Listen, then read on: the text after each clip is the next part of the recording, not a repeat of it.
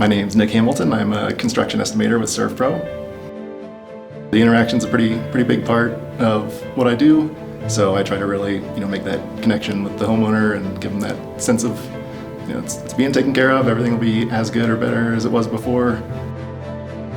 I do my best to just lay out a simple process of they don't really have to worry about anything except for picking out new carpet and their paint colors and things, so we try to keep it simple.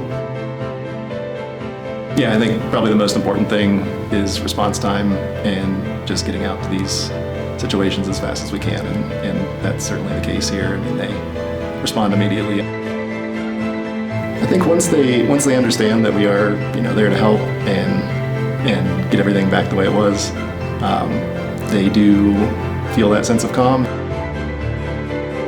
SERVPRO, we can make it like it never even happened.